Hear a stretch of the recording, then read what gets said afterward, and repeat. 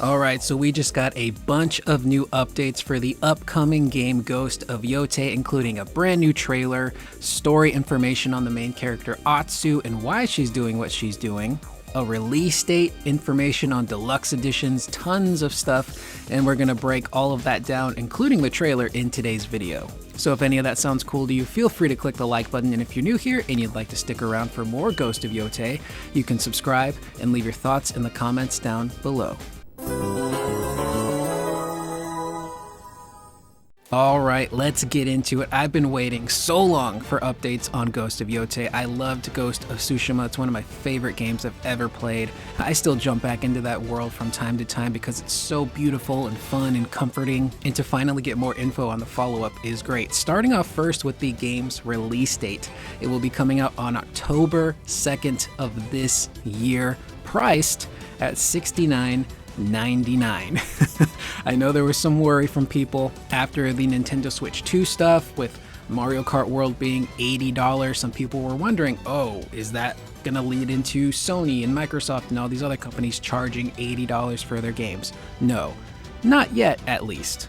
I think things will change probably when Grand Theft Auto 6 comes out. I think Rockstar might be the ones to really open that floodgate and be like, yeah, GTA 6, $100, which is gonna suck. But for the time being, PlayStation 5 games will be $70, so thankfully, Ghost of Yōtei standard will be $70. Now, to break down some of that trailer, we're going to start off first with the PlayStation blog, which gives us tons of updates on the game's story and what we're seeing in the trailer, and then we'll go through the trailer itself afterwards, and I'll just kind of point out some stuff that wasn't in this article.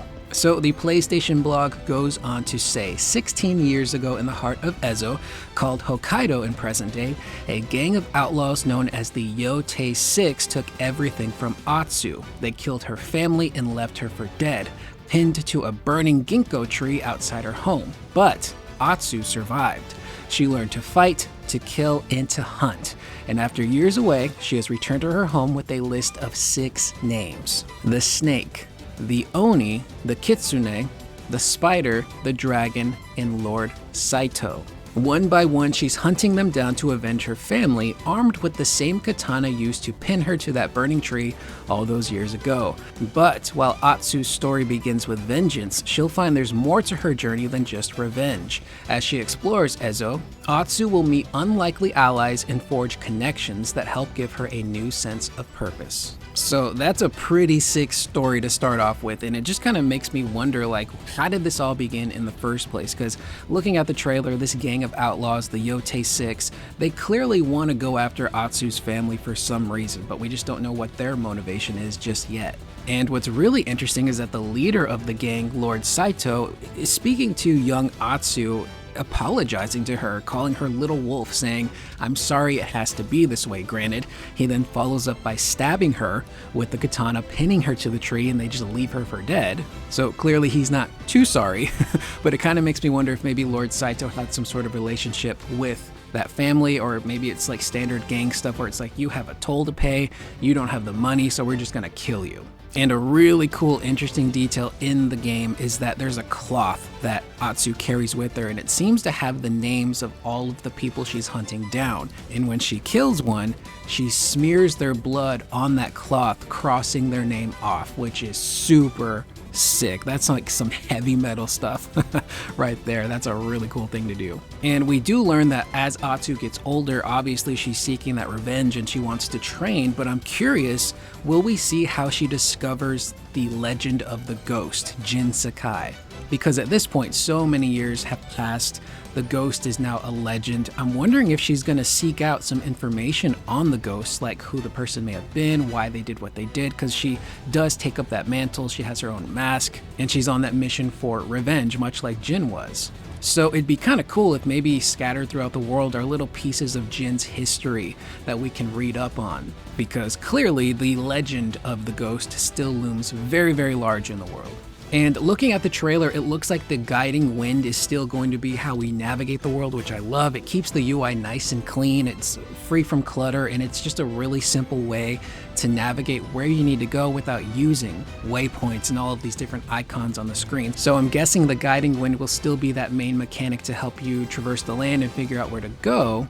but we do see that wolf show up again, and this wolf looks relatively friendly to Atsu. She's at the graveside of her, what seems to be her family. There's looks like a headstone there, and that's when the wolf shows up. So I'm guessing this is a situation where the wolf will join us on our journey, or maybe we can befriend different animals along the way. That was something you could do in the first Ghost of Tsushima. After you finished the game, you could buy a charm that would let you sneak up on enemy dogs. You could pet the little guys, and then they would turn on their enemies and join you in battle. It was really, really cool, and just having like a pack of dogs running with you, taking on bad guys, was super sick. So I don't know if it's a situation where the wolf just joins us automatically, or maybe there's a couple encounters with the wolf and he decides to help us out. We don't know, but that wolf is going to play a part, because we do see later on in the trailer that wolf straight up biting a dude's arm in combat. So I'm getting some Final Fantasy 16 flashes here with Clive and Torgal. So maybe we can issue some commands to the wolf. Maybe it's going to have a name, maybe it will have its own upgrades, I don't know, but it's a pretty cool idea to give Atsu a wolf companion. The PlayStation blog does mention those allies, and we do see a shot where Atsu and a bunch of other people are riding into what looks like a pretty big battle, so I'm wondering if those are some of the people you can befriend. I'm getting kind of like Onimusha 2 vibes from this, where you could meet certain warriors, befriend them, maybe give them gifts, and they would show up at certain intervals to help you out in combat, or maybe help progress the story, or maybe it'll just be a situation like it was in the first Ghost of Tsushima, where we meet these people and then they have their own branching side quests that we can do, and that kind of builds up our relationship with them, and then eventually they'll join us in bigger combat moments, which I think is probably the route they might go. It also looks like traversal itself is going to get a bit of an upgrade. There's a quick shot of Atsu sliding down a mountain instead of climbing down, so I'm wondering if maybe that's an adjustment to shrines. You get up there, and instead of just teleporting down or just relying on a hook to get you down, I'm wondering if that's going to be like a quicker way, or maybe it's a bigger action sequence. But the PlayStation blog does expand upon that a little bit more by saying, in Ghost of Yōtei, we built upon and evolved the way you explore the open world, offering even more freedom and variety than in Tsushima. You'll choose which leads to follow as you pick which Yotei Six member you want to hunt down first. Atsu can also track other dangerous targets and claim bounties, or seek out weapon senseis to learn new skills. Ezo is wild, and as deadly as it is beautiful. As you trek across the open world, you'll find unexpected dangers and peaceful reprieves, including some returning activities from Tsushima, and you'll be able to build a campfire anywhere in the open world for a rest under the stars.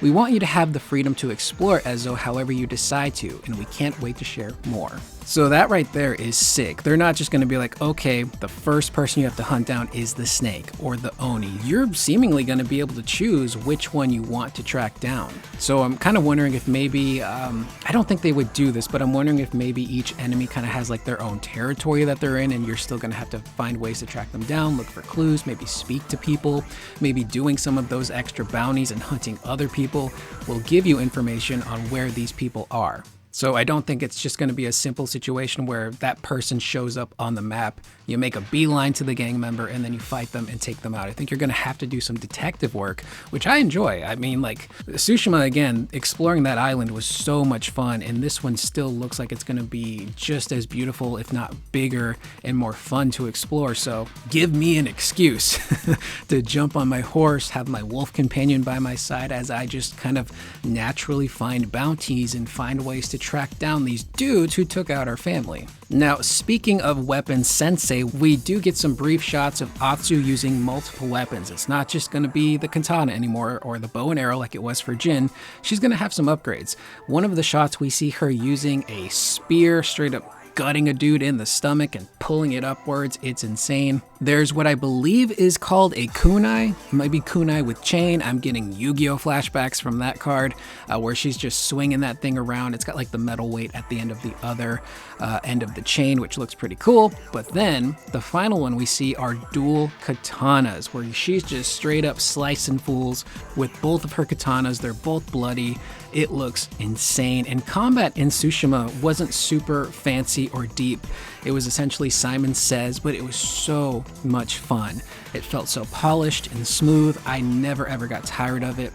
But the combat so far from what we're seeing in Yotei seems to be so much more visceral, to borrow a word that was used so much in gaming journalism many, many years ago. Visceral. It looks super heavy and intense, very bloody. But with the introduction of new weapons, I think it's going to give Atsu's combat much more depth and variety than what we had with Jin. Even though Jin's was super fun, it was very simple. So I think there's going to be some more complexity there for the character of Atsu as she gains new weapons, and I'm pretty sure she's going to get more. I believe in the previous trailer, she was using a straight up gun to blast off on people. So there's going to be tons of weapons I'm sure that we can get. We can learn from these weapon senseis, and they'll probably have skill trees and whatnot. So I'm really excited to see just how fleshed out, no pun intended, combat ends up becoming. And again, I got to point out that wolf, man.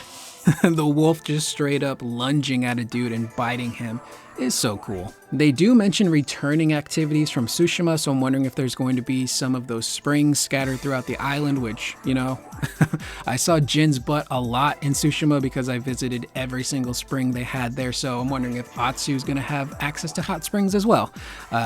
So that's gonna be a thing. But I also think about things like haikus and going to certain haiku spots and crafting our own by scanning the environment, getting rewards out of that, finding, you know, different shrines that give us different charms and abilities. There's obviously like the different skins for the katanas, different armor that Atsu's probably going to find just like it was in the first game. So there's a ton of great stuff to pull from Tsushima that will transfer over to Yotei, and they can expand upon even more. But also the ability to now have a campfire just about anywhere you want. That is pretty cool. I mean, again, the world is so beautiful, and just picking a moment to be like, you know what, I'm gonna rest right now. I'm gonna build a campfire, me and my horse, we're gonna look up at the stars. That's pretty cool. I do wonder if there will be resources required to do that. Will you need flint? Will you need logs, burnable stuff? Or can you just like craft a campfire when you want, wherever you want? And then they briefly hint at a new mechanic for Atsu, which shows current day Atsu walking, and then she flashes back to her younger self. So I'm wondering if these are moments that are going to play out within the campaign as we're tracking these guys down. Maybe you're revisiting certain locations, reliving those memories, trying to figure out, okay, is there something here that I missed? Is there something that can lead me to the Oni or Lord Saito? So it's kind of giving me like Batman Arkham flashbacks with the detective mode, where you're just kind of scanning the environments, looking for anything that can help you. Although I think it might be a little bit more dynamic than that because you won't have that filter on the screen. But this is pretty cool. But it seems like there's going to be some key moments where Atsu is going to be reliving some of that trauma from when she was nearly killed and lost her family.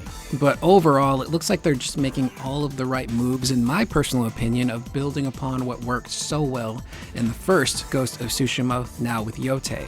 And it really looks like the big thing here is just freedom, letting the player kind of do what they want, when they want. You don't have to track certain things down at a specific time. If you want to go after the Oni first, go after the Oni first. You want to pet a dog and have them attack enemies in battle, go for it. Can I pet that dog? But everything they're setting up so far has me really excited, super intrigued, especially the story.